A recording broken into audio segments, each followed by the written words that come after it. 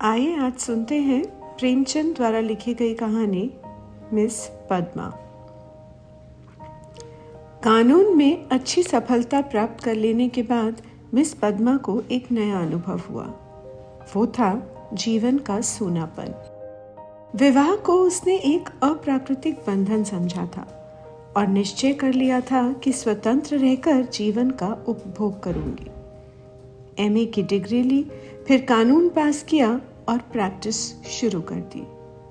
रूपवती थीं, युवती थीं, मृदु भाषा बोलती थीं और प्रतिभाशाली भी थीं। मार्ग में कोई बाधा न थी।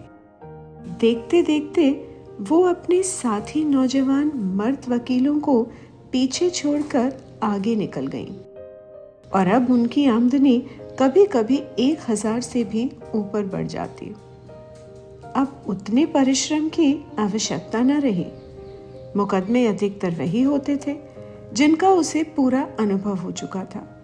उनके विषय में किसी तरह की तैयारी की उसे जरूरत न मालूम होती। अपनी शक्तियों पर कुछ विश्वास भी हो गया था। कानून में कैसे विजय मिला करती है, इसके कुछ लटके भी उसे मालूम हो गए थे। इसलिए उसे अब बहुत अवकाश मिलता था और इसे वो किस्से कहानियां पढ़ने, सैर करने, सिनेमा देखने, मिलने मिलाने में खर्च करती थी। जीवन को सुखी बनाने के लिए किसी व्यसन की जरूरत को वो खूब समझती थी। उसने फूल और पौधे लगाने का व्यसन पाल लिया था। तरह तरह के बीज और पौधे मंगाती और उन्हें उगते, बढ़ते, फूलते, फलते देखकर खुश होती। मगर फिर भी जीवन में सूनेपन का अनुभव होता रहता था। ये बात ना थी कि उसे पुरुषों से विरक्ति हो, नहीं, उसके प्रेमियों की कमी ना थी। अगर उसके पास केवल रूप और यौवन होता तो भी उपासकों का अभाव न रहता। मगर यहाँ तो रूप और यौवन के साथ धन भी था। पद्मा को विलास से घृणा नहीं थी। घृणा थी पराधीनता से, विवाह को जीवन का व्यवसाय बनाने से। जब स्वतंत्र रहकर भोग विलास का आनंद उड़ाया जा सकता है तो फिर क्यों न उड़ाया जाए। भोग में उसे कोई नैतिक बाधा न थी। इसे वो केवल देह की एक भूख समझती थी। इस भूख को किसी साफ सुथरी दुकान से भी शांत किया जा सकता है और पद्मा को साफ सुथरी दुकान की हमेशा तलाश रहती थी। ग्राहक दुकान में वही चीज लेता है जो उसे पसंद आती है। पद्मा भी वही चीज चाहती थी। यूं उसके दर्जनों आशिक थे, कई वकील, कई प्रोफेसर, कई डॉक्टर, कई रईस। मगर ये सब के सब अय्याश थे, बेफिक्र, केवल भौरे की तरह रस लेकर उड़ जाने वाले। ऐसा एक भी ना था जिस पर वो विश्वास कर सकती।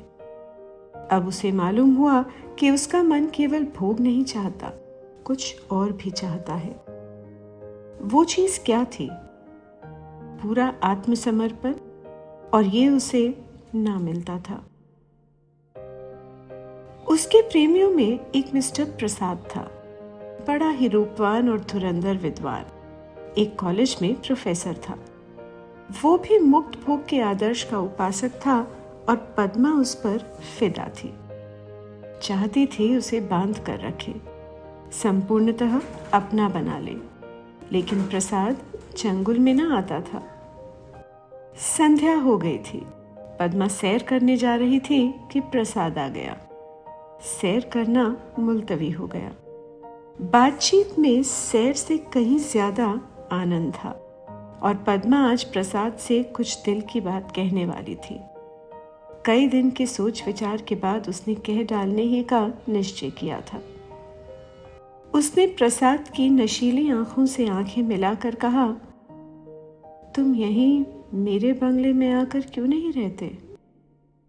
प्रसाद ने कुटिल विनोद के साथ कहा, नतीजा ये होगा कि 2-4 महीने में ये मुलाकात भी बंद हो जाएगी।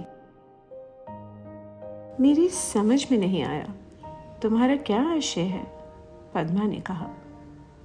आशय वही है जो मैं कह रहा हूं, प्रसाद ने कहा। आखिर क्यों? पद्मा ने पूछा। मैं अपनी स्वतंत्रता ना खोना चाहूँगा, तुम अपनी स्वतंत्रता ना खोना चाहोगी। तुम्हारे पास तुम्हारे आशिक आएंगे, मुझे जलन होगी। मेरे पास मेरी प्रेमिकाएं आएंगी, तुम्हें जलन होगी। मनमुटाव होगा और तुम मुझे घर से निकाल दोगी। घर तुम्हारा है ही, मुझे बुरा लगेगा ही, फिर ये मैत्री कैसे निभेगी? प्रसाद ने पद्मा से कहा। दोनों 1 मिनट तक मौन रहे। प्रसाद ने परिस्थिति को इतने स्पष्ट लठमार शब्दों में खोल कर रख दिया था कि कुछ कहने की जगह न मिलती थी। आखिर प्रसाद ही को नुक्ता सूझा।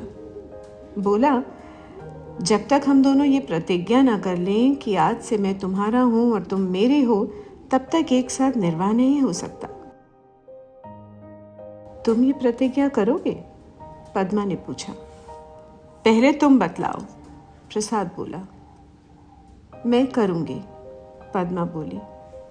तो मैं भी करूंगा, प्रसाद ने कहा। मगर इस एक बात के सिवा मैं और सभी बातों में स्वतंत्र रहूंगी, पद्मा ने कहा। और मैं भी इस एक बात के सिवा हर बात में स्वतंत्र रहूंगा, प्रसाद ने भी कहा। मंजूर, पद्मा बोली। मंजूर, प्रसाद ने कहा। तो कब से? पद्मा ने पूछा। जब से तुम कहो, प्रसाद बोला। मैं तो कहती हूं कल ही से। तय, लेकिन अगर तुमने इसके विरुद्ध आचरण किया तो? प्रसाद ने पूछा। और तुमने किया तो? पद्मा बोली। तुम मुझे घर से निकाल सकती हो, लेकिन मैं तुम्हें क्या सजा दूंगा? प्रसाद बोला। तुम मुझे त्याग देना, और क्या करोगे? पद्मा ने कहा। जी नहीं, तब इतने से चित्त को शांति न मिलेगी। तब मैं चाहूंगा तुम्हें जलील करना, बल्कि तुम्हारी हत्या करना, प्रसाद ने कहा। तुम बड़े निर्दयी हो प्रसाद, पद्मा बोली। जब तक हम दोनों स्वाधीन हैं, हमें किसी को कुछ कहने का हक नहीं। लेकिन एक बार प्रतिज्ञा में बंध जाने के बाद फिर ना मैं उसकी अवज्ञा सह सकूंगा, न तुम सह सकोगी। तुम्हारे पास दंड का साधन है, मेरे पास नहीं है। कानून मुझे कोई भी अधिकार नहीं देगा। मैं तो केवल अपने पशु बल से प्रतिज्ञा का पालन कराऊंगा, और तुम्हारे इतने नौकरों के सामने मैं अकेला क्या कर सकूंगा? प्रसाद ने पद्मा से कहा। तुम तो चित्र का शाम पक्ष ही देखते हो। जब मैं तुम्हारी हो रही हूं तो ये मकान, नौकर चाकर और जायदाद सब कुछ तुम्हारा है। हम तुम दोनों जानते हैं कि ईर्ष्या से ज्यादा घृणित कोई सामाजिक पाप नहीं है। तुम्हें मुझसे प्रेम है या नहीं मैं नहीं कह सकती, लेकिन तुम्हारे लिए मैं सब कुछ सहने, सब कुछ करने को तैयार हूं, पद्मा ने प्रसाद से कहा। दिल से कहती हो पद्मा? सच्चे दिल से, पद्मा बोली। मगर ना जाने क्यों तुम्हारे ऊपर विश्वास नहीं आ रहा है, प्रसाद ने कहा। मैं तो तुम्हारे ऊपर विश्वास कर रही हूं, पद्मा बोली। ये समझ लो, मैं मेहमान बनकर तुम्हारे घर में ना रहूंगा, स्वामी बनकर रहूंगा, प्रसाद बोला। तुम घर के स्वामी ही नहीं, मेरे स्वामी बनकर रहोगे। मैं तुम्हारी स्वामिनी बनकर रहूंगी, पद्मा बोली। प्रोफेसर प्रसाद और मिस पद्मा दोनों साथ रहते हैं और प्रसन्न हैं। दोनों ही ने जीवन का जो आदर्श मन में स्थिर कर लिया था, वो सत्य बन गया है। प्रसाद को केवल 200 रुपये वेतन मिलता है, मगर अब वो अपनी आमदनी का दुगना भी खर्च कर दे तो परवाह नहीं। पहले वो कभी कभी शराब पीता था, अब रात दिन शराब में मस्त रहता है। अब उसके लिए अलग अपनी कार है, अलग अपने नौकर है, तरह तरह की बहुमूल्य चीज़ें मंगवाता रहता है और पद्मा बड़े हर्ष से उसकी सारी फिजूल खर्चियाँ बर्दाश्त करती है।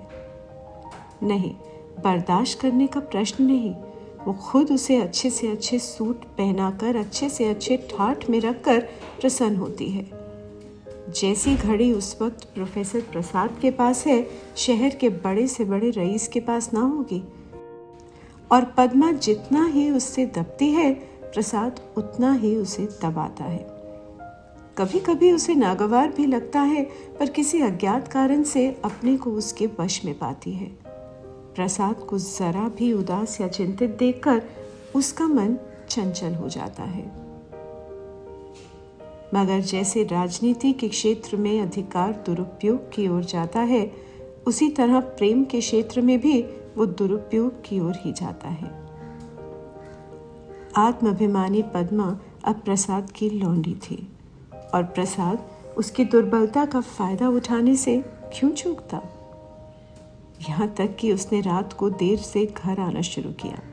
पद्मा को अपने साथ ना ले जाता, उससे बहाना करता कि मेरे सर में दर्द है, और जब पद्मा घूमने जाती तो अपनी कार निकाल लेता और उड़ जाता। 2 साल गुजर गए थे और पद्मा को गर्व था। वो स्थूल भी हो चली थी। उसके रूप में पहले किसी नवीनता और मादकता न रह गई थी। वो घर की मुर्गी थी, साग बराबर। एक दिन इसी तरह पद्मा लौट कर आई तो प्रसाद गायब थे। वो झुंझला उठी। इधर कई दिन से वो प्रसाद का रंग बदला हुआ देख रही थी। आज उसने कुछ स्पष्ट बातें कहने का साहस बटोरा। 10 बज गए, 11 बज गए, 12 बज गए। पद्मा उसके इंतजार में बैठी थी। भोजन ठंडा हो गया। नौकर चाकर सो गए। वो बार बार उठती, फाटक पर जाकर नजर दौड़ाती। 1 बजे के करीब प्रसाद घर आया। पद्मा ने साहस तो बहुत बटोरा था, पर प्रसाद के सामने आते ही उसे इतनी कमजोरी मालूम हुई। फिर भी उसने जरा कड़े स्वर में पूछा, आज इतनी रात तक कहाँ थे? कुछ खबर है कितनी रात गई? प्रसाद को वो इस वक्त असुंदरता की मूर्ति सी लगी। वो एक विद्यालय की छात्रा के साथ सिनेमा देखने गया था। बोला, तुमको आराम से सो जाना चाहिए था। तुम जिस दशा में हो उसमें तुम्हें जहां तक हो सके आराम से रहना चाहिए। पद्मा का साहस कुछ प्रबल हुआ। तुमसे मैं जो पूछती हूँ उसका जवाब दो। मुझे जहन्नुम में भेजो। तो तुम भी मुझे जहन्नुम में जाने दो, प्रसाद ने कहा। तुम मेरे साथ दगा कर रहे हो, ये मैं साफ देख रही हूँ, पद्मा बोली। तुम्हारी आंखों की ज्योति कुछ बढ़ गई होगी, प्रसाद ने कहा। मैं इधर कई दिन से तुम्हारा मिजाज कुछ बदला हुआ देख रही हूँ, पद्मा बोली। मैंने तुम्हारे साथ अपने को बेचा नहीं है। अगर तुम्हारा जी मुझसे भर गया हो तो मैं आज जाने को तैयार हूं, प्रसाद ने कहा। तुम जाने की धमकी क्यों देते हो? यहां तुमने आकर कोई बड़ा त्याग नहीं किया है, पद्मा बोली। मैंने त्याग नहीं किया है, तुम ये कहने का साहस कर रही हो। मैं देखता हूं तुम्हारा मिजाज बिगड़ रहा है। तुम समझती हो मैंने इसे अपंग कर दिया, मगर मैं इसी वक्त तुम्हें ठोकर मारने को तैयार हूं। इसी वक्त। पद्मा का साहस जैसे बुझ गया था। प्रसाद अपना ट्रंक संभाल रहा था। पद्मा ने दीन भाव से कहा, मैंने तो ऐसी कोई बात नहीं कही जो तुम इतना बिगड़ उठे। मैं तो केवल तुमसे पूछ रही थी कहाँ थे। क्या मुझे इतना भी अधिकार नहीं देना चाहते? मैं कभी तुम्हारी इच्छा के विरुद्ध कोई काम नहीं करती और तुम मुझे बात बात पर डांटते रहते हो। तुम्हें मुझ पर जरा भी दया नहीं आती। मुझे तुमसे कुछ भी तो सहानुभूति मिलनी चाहिए। मैं तुम्हारे लिए क्या कुछ करने को तैयार नहीं हूँ, और आज जो मेरी दशा हो गई है तो तुम मुझसे आंखें फेर लेते हो। उसका कंठ रुंध गया और मेज पर सर रखकर वो फूट फूट कर रोने लगी। प्रसाद ने पूरी विजय पाई। पद्मा के लिए मातृत्व अब बड़ा ही अप्रिय प्रसंग था। उस पर एक चिंता मंडराती रहती। कभी कभी वो भय से कांप उठती और पछताती। क्या करे क्या ना करे। गर्भ पूरा हो गया था। वो कोर्ट ना जाती थी। दिन भर अकेली बैठी रहती। प्रसाद संध्या समय आता, चाय वाय पीकर फिर उड़ जाता, तो 11-12 बजे के पहले ना लौटता। वो कहाँ जाता है ये भी उससे छिपा ना था। प्रसाद को जैसे उसकी सूरत से नफरत थी। पद्मा को प्रसव वेदना हो रही थी। प्रसाद का पता नहीं। नर्स मौजूद थी, लेडी डॉक्टर मौजूद थी, लेकिन प्रसाद का ना रहना पद्मा की प्रसव वेदना को और भी दारुण बना रहा था। बालक को गोद में देखकर उसका कलेजा फूल उठा। मगर फिर प्रसाद को सामने ना पाकर उसने बालक की ओर से मुंह फेर लिया। मीठे फल में जैसे कीड़े पड़ गए हों।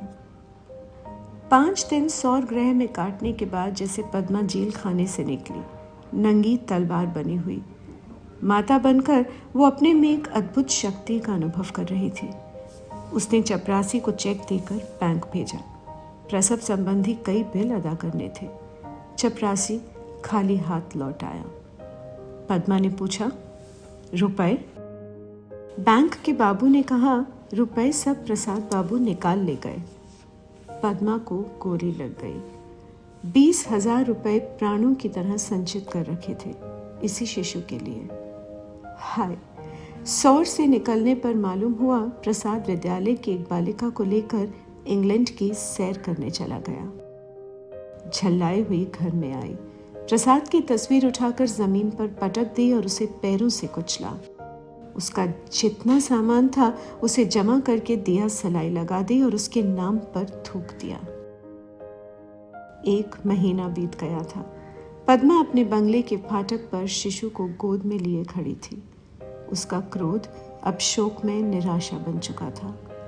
बालक पर कभी दया आती, कभी प्यार आता, कभी घृणा आती। उसने सड़क पर देखा, एक यूरोपियन लेडी अपने पति के साथ अपने बालक को बच्चों की गाड़ी में बिठाए चली जा रही थी। उसने हसरत भरी आंखों से उस खुशनसीब जोड़े को देखा और उसकी आंखें सजल हो गईं।